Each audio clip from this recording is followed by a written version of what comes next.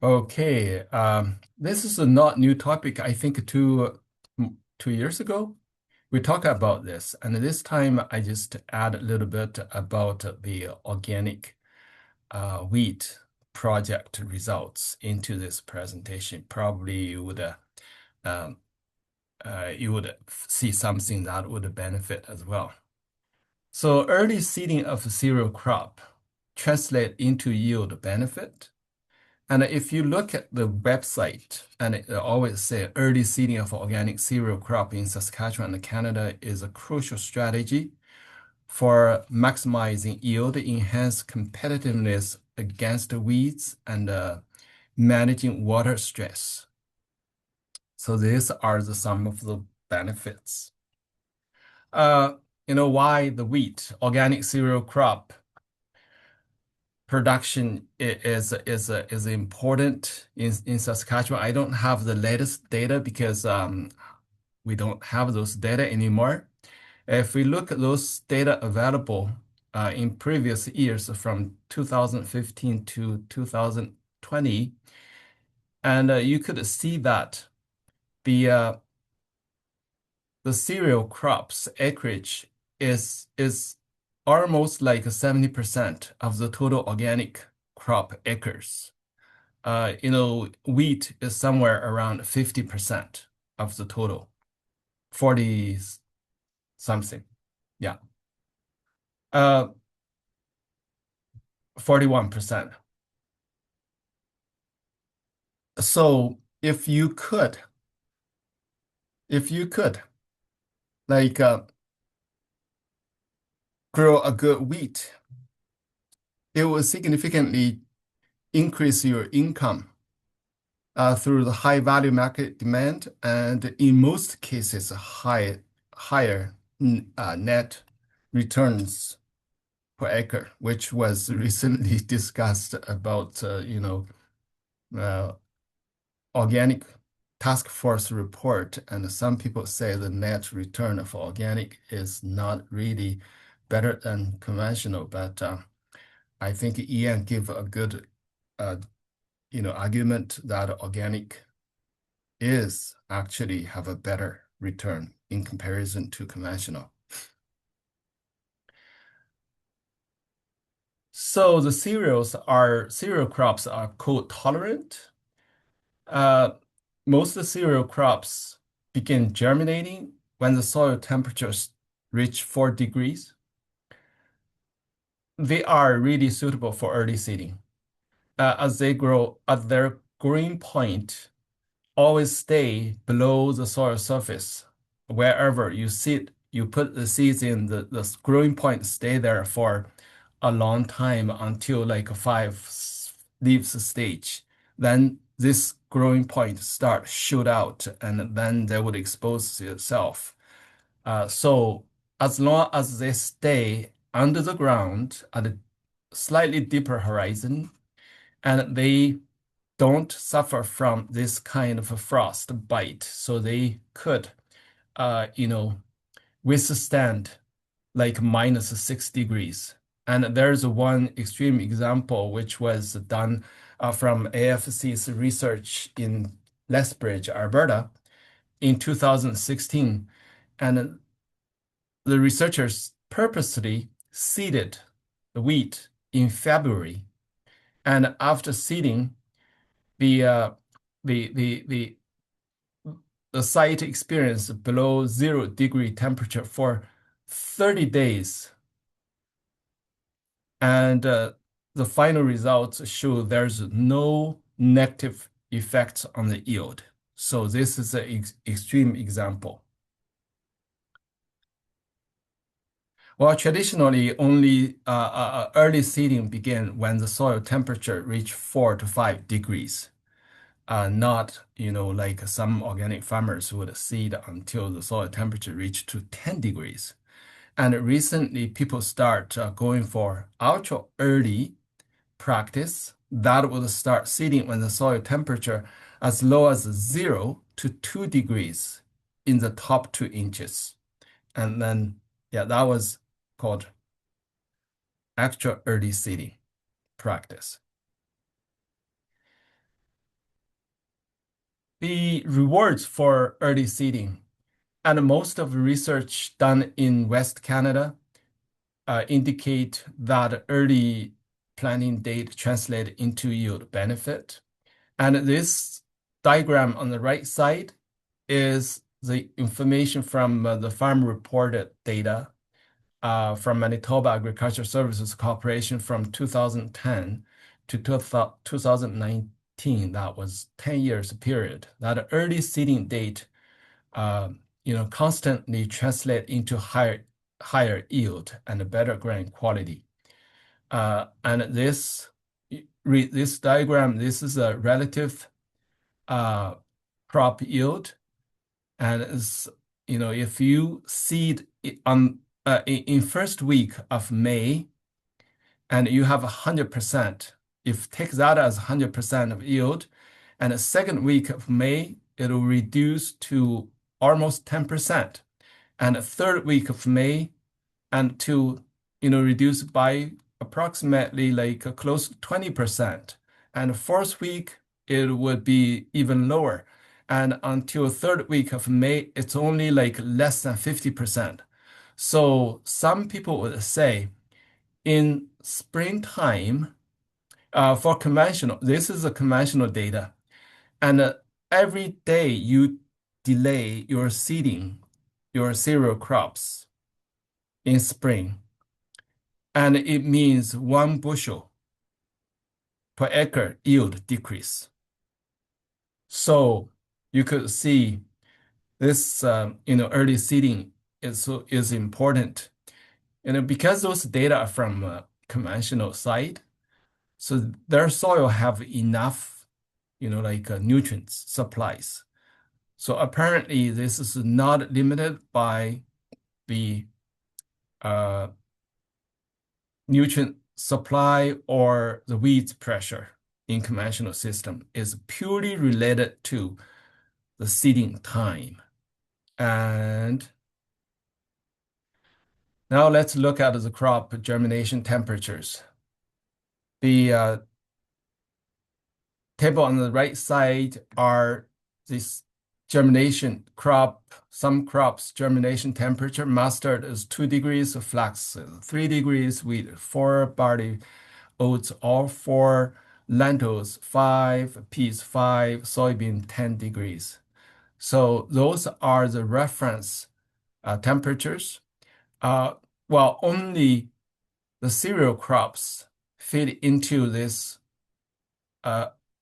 extra or ultra early seeding. Other crops you can't, because their growing point, when they start germinating, their growing point shoot out and expose itself to the air when the air temperature drop sub-zero, and then they got frostbite. And cereals, as what we said earlier, they actually hide the growing point underground. It's protected. The temperature part, I want to let you know how to assess soil temperature, and the process is quite simple. And know the seeding depths of your crop, which you would decide if we will talk about that slightly later. How to decide the seeding depth, and use a soil thermometer to measure the soil temperature at seeding depth, whatever you decided, in several areas throughout your field. Take 2 readings, one in the morning and one in the evening, and then average all those temperatures together to get 3 days. Continue to measure this for 3 days and take an average. If there are 2 degrees, that means your soil temperature is 2 degrees at whatever the seeding depths you are using. And just do that. Once the temperature reach to your target time, you could start seeding when the soil conditions allows.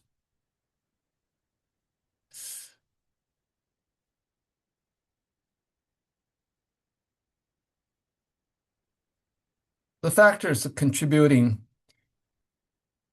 to higher crop yield The impact of climate change on cereal crops, mainly related to the short growing season and water stress as a significant challenge.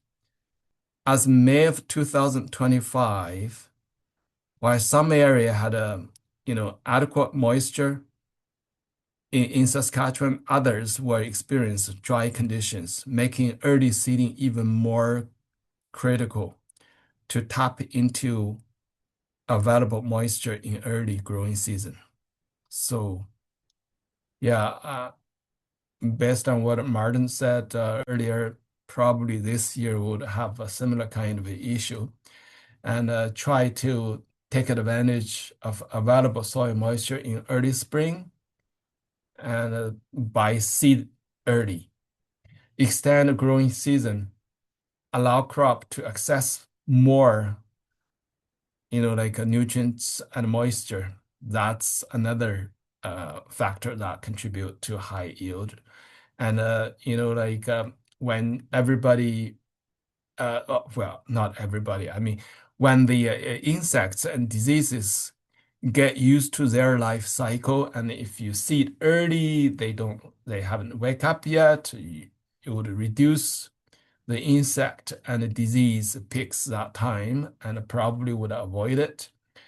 Low risk to the heat damage at the flowering stage that normally in July, if you could avoid that extremely high temperature, which damages the flower, that would make more kernels, more flowers turn into kernel.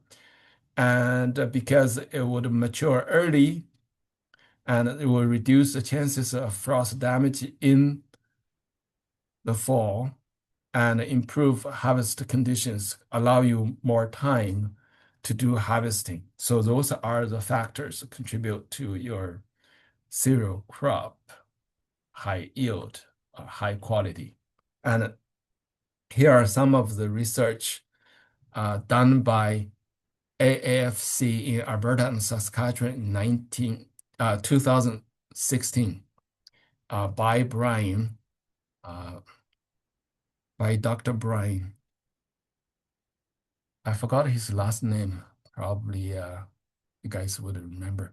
And their conclusion was the optimum seeding time is when the soil temperature is 2 to 6 degrees. And many of them said 4 to 5 degrees. It all depends. I don't see any difference. If you could if your soil allow you to do seeding, just do it when the soil temperature above is above 0 degrees. Yield response, this is also from their experimental trial.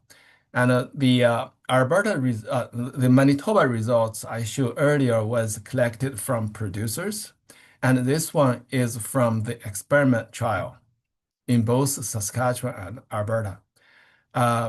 This diagram show that they seeded the crops based on soil temperature rather than date. And for Manitoba's results is on the date, like first week or second week of May, whatever. But this one is 2 degrees, 5 degrees, 7.5 degrees, 10 degrees. And here's a grain yield. You can see that when soil is 2 degrees, you seed your crop, you got the 6.2 6,200 kilograms per hectare yield. And compared to when you seed it at 10 degrees, the yield was only 5,400 kilograms, 54, 51, 53, somewhere around there. Yeah, you see a huge decrease. And this dots, different color dots, is a seeding depth. And the black one is the seeding depth is 2.5 centimeters. That means 1 inch. And 5 centimeters is 2 inch.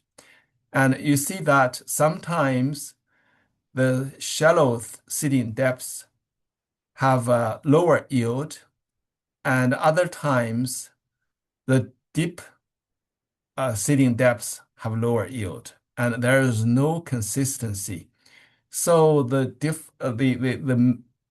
we cannot draw any conclusion that 1 inch or seeding depth 1 inch versus 2 inches really make any significant difference.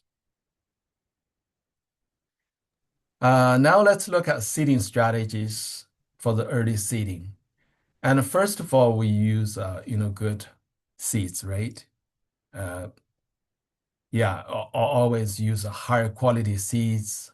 Larger, high vigor certified seeds is good for early establishment, particularly in cold soil. Early seeding generally require higher seeding rate. In conventional systems, they often use 1.25 times of the recommended rate for shallow seeding depth. That's what the conventional guys do. And for organic systems, an even higher seeding rate, like 1.5 times is recommended, mainly for developing a uniform crop stand and possible plant losses if you have to use some kind of weed treatment after emergence. Yeah. So another point, what I want to say, like early seeding generate this kind of young seedlings, and they have so many tillers on this kind of plants. Except the main one and others are pretty strong, and some of those tillers would develop into, they would have a nice head on it later time, and they also contribute to the crop yield. But, there's a possibility for that. And the seeding depths, yeah, here we're talking about seeding depths of 5 centimeters, 5 centimeter, 2 inch is suitable for weed control by rotary hoe and tin harrowings. Otherwise, a shallow depth like half to 1 inch is good enough. So depends on your field weeds history, and you would know if the weed pressure is high, if it's a high weed pressure, and you are going to use of those kind of weeds management practices later after, before or after the seed emerge, and then you probably need to seed deeper instead of those weed management practice pull all those little seedlings to the ground, to the surface and die. So you will lose too many of the young seedlings. Another point I want to mention is avoid seeding into soggy soil, because some, particularly the clay soil, that would cause compaction, which would affect the soil, the seeds germination. And if you have the weed control part, it's very important for the high crop yield. And if you have a Canada thistle in your field, try to take action in previous fall, not wait until you start seeding your crops in the spring, and take action early, and use knobbly blade cultivator, and make sure that the cultivation blade overlaps, cut off the thistle roots, not just injure the roots. And some research done in Quebec found that a later fall, just before the frost, deep tillage, cutting the Canada thistle roots like 3 to 4 inches deep, would delay the seeding germination in spring by a month. 30 day, like 25 days to 30 days. That would allow you to seed your crop, and the seed probably would the wheat or cereal crops you seeded would take advantage and germinate early and have a better competition power with the Canada thistle and other crops, other weeds as well. And post-emergence cultivation, actually, those can be used if if your field got some early wheat flush. You could also use shallow tillage, and to get rid of those weeds first before you seed. You don't have to wait. You could get that weeds first and then seed next day. Yeah, the basic weed control after seed germinate include tin harrowing and a rotary hoe. And for the rotary hoe, in Scott's experiment station, they actually use this kind of rotary hoe run really fast. They could go like 8 miles per hour. It worked really well. Yeah. Later time, you could use in-crop inter-row cultivation to deal with this late germinated weeds, or some of those weeds that was missed in earlier time. And even if at a later time, and then you could use a comb cut to get rid of other kind of, like the white mustard or Canada thistle, and you could chop the top off and then reduce the wheat seeds production, and reduce their competitiveness, not only for that year and a year after. Here's a early seeding in organic wheat project, which is ADF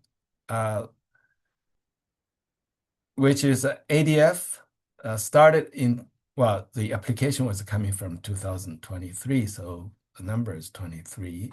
The leading researcher is Dr. Kui Liu at Swift Current. The two trials location, one is in Swift Current, another one is in Scott. And I'll give you an update because 2024 is the first year they got data. 2025 years data is not coming yet. It may be in couple of months, the results will be coming in. Basically, the experiment, what he did is it's only organic wheat. We didn't engage in other, like oats or barley or other things, just wheat. Because when Dr. Liu asked me about what crop we should choose, and I thought the wheat is the most popular organic crops in the province. So if he has to choose one, this is a better one to do.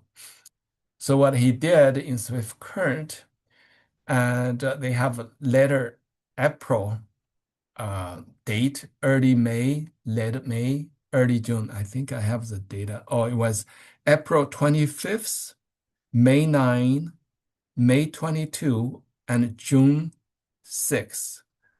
The span is about 40 days difference. So slightly over, like the interval is somewhere around 2 weeks, 11 days to 14 days. And in Scott, they also have 4 different dates: April 28, May 9, May 26, and June 10 of 2024. Yeah, the wheat varieties is spring wheat, AAC's Brandon. Their seeding rate was 400 seeds per square meter, with 25 centimeters furrow spacing, both sides. And if you look this table, And you could see the differences between the early seeding and relatively late seeding date and a day to emergence, like days to take for the wheat to emerging. Later April is the longest. It take 18 days. Early May take 11 days, late May 9 days, and early June 7 days. But day two flowering, it's got 73 days compared to 45 days. You could see early seeding allow the wheat to more time to grow, and during this time they accumulate a lot of biomass and they access more soil moisture and soil nutrients. And days to maturity and early seeding date have a longer growing season, 97 days to mature, and early May will be 86, late May 78. They are about 27 days, almost a month time. That's a lot. And for Scott, it's quite similar. And if you see those numbers, A, B, C, D, A, B, C, D, they are totally different, significantly different. There's no overlap at all. So all those differences is amazing. Here is what the crop looked like on July 31st, 2024. I visit this site that day, and this is a photo I took. And seeded in later April, it's almost, um, like dried. This is a early May, and this is a late May, and this is early June. 2024 was pretty dry, and we are not sure if this wheat would be able, like late seeded wheat would be mature. But luckily we got some rain after, so all those crops are harvested. And here's experiment results. This is a wheat grain yield, and in Swift Current, you could see that late April seeding date, you have the highest yield, about 1,400 kilograms per hectare. And early May, significant decrease. And as the date keep going late, the yield is less. So if everything is the same, just because you seed earlier and you have so much benefit yield difference, and I think probably it's a good idea to do that. In Scott site, there's something we don't know what happened, but and several studies, they found that 51 line thing, and if above north of a 51 line, the crop yield would be found, a crop would be behave slightly different, maybe because of weather or whatever. But yeah, and in general, except this one, this is this is only 1 year results. We don't know what happened yet, but we don't have any explanation for that. Like late April yield is lower compared to late May. They are similar, but on this three treatment, there's a clear trend, like they are different. Anyway, this is and then this is the results showing from the same experiment, like this green part is the crop yield, and the gray part is a straw mass, and added together is a biomass. So wheat biomass, it's exactly same as what the yield has shown.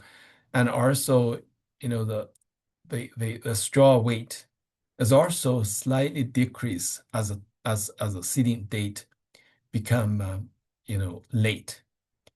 Similar kind of results. There's no explanation on that part. Again, for the early seeding, probably the temperature was too cold. But in other places, even the cold temperature doesn't have this kind of results.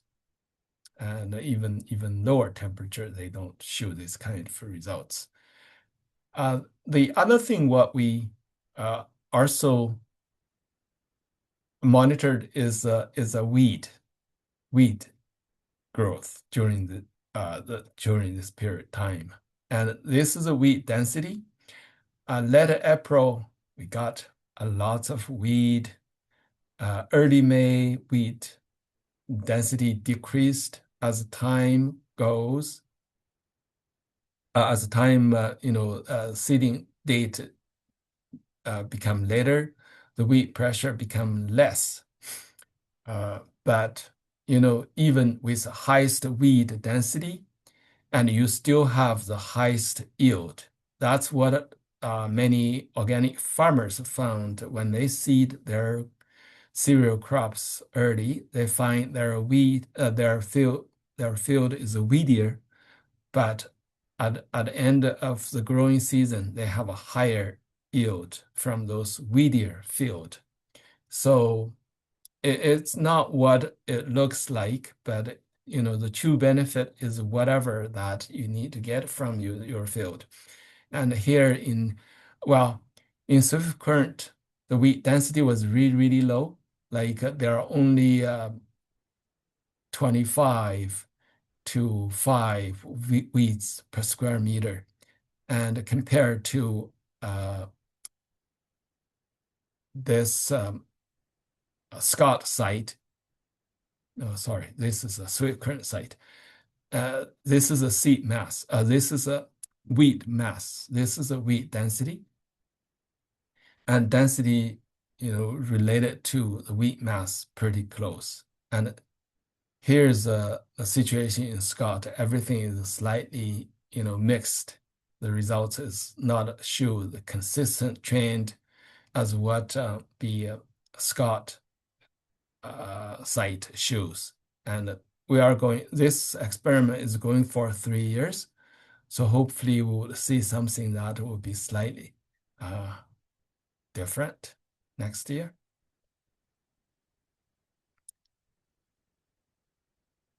Yeah, this is a seed density. This is a control methods. They also put they also put a mulch in it. And after seeding, they immediately threw some mulch on it, but those mulch really doesn't have a whole lot of effect on the weeds, either the population or biomass. So that's what it shows in general. And take-home message will be seed early when the soil temperature reach 2 degrees to support strong establishment and improve yield potential, and use a higher seeding rate. And we would suggest 1.5 times of seeding rate, recommended seeding rate. I mean, for the conventional side, we are talking about 1.25 times earlier is the seeding rate recommended for the conventional side. And now we probably would increase to 1.5 times of the recommended conventional seeding rate in organic system, and adjust seeding depth from 0 to 2 inches to balance between the uniform emergencies and weed control. So if you seed deeper, and they tend to be, some of the weak seed won't be able to push through. And if you seed shallower, you would have a better uniform stance. But depends on your situation. If your soil, if your field has a lot of weeds pressure, and try to seed deeper, and then later time you could use some of those weed control management, which would be able to allow they would hurt or kill some of the weeds, so you would have enough seedlings to produce crops. So depends if your weed pressure is really, really low, and then use shallow seeding depths. And timing tillage remain key for effective weed control. Early seeding help grain yield, but doesn't guarantee high performance every year. Sometimes when the weather is too dry or whatever, it's not always, but there's a big chance or high possibility you have a great yield. And we should not lose this kind of opportunity. Take every opportunity if you could get a good crop yield. That's what I'm trying to say today.